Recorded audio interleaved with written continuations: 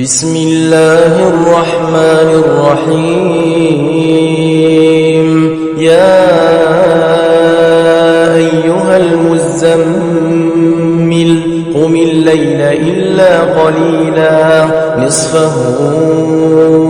أو انقص منه قليلا أو زد عليه ورتل القرآن ترتيلا إنا سنلقي عليك قولا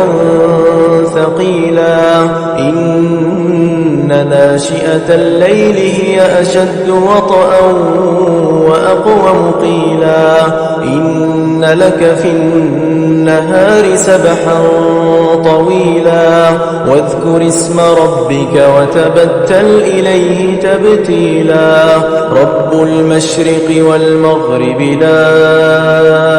إله إلا هو فاتخذه وكيلا واصبر على ما يقولون واهجرهم هجرا جميلا وذرني والمكذبين أولي النعمة ومهلهم قليلا إن لدينا أنكالا وجحيما وطعاما ذا غصة وعذابا أليما يوم ترجف الأرض والجبال وكانت الجبال كثيبا مهيلا إنا أرسلنا إليكم رسولا شاهدا عليكم كما أرسلنا إلى فرعون رسولا فعصى فرعون الرسول فأخذناه أخذا وبيلا فكيف تتقون إن كفرتم يوما يجعل الولدان شيبا السماء منفطر به كان وعده مفعولا إن هذه تذكرة فمن شاء اتخذ إلى ربه سبيلا إن ربك يعلم أنك تقوم أدنى من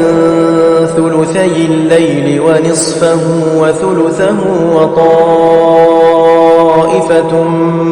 من الذين معك والله يقدر الليل والنهار علم أن لن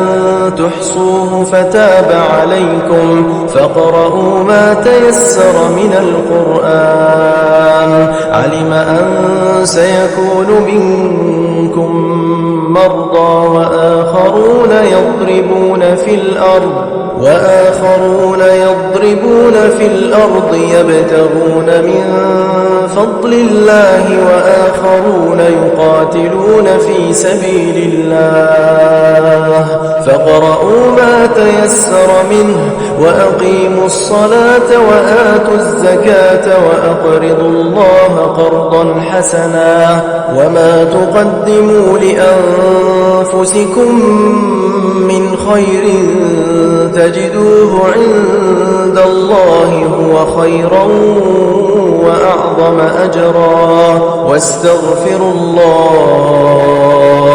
إن الله غفور رحيم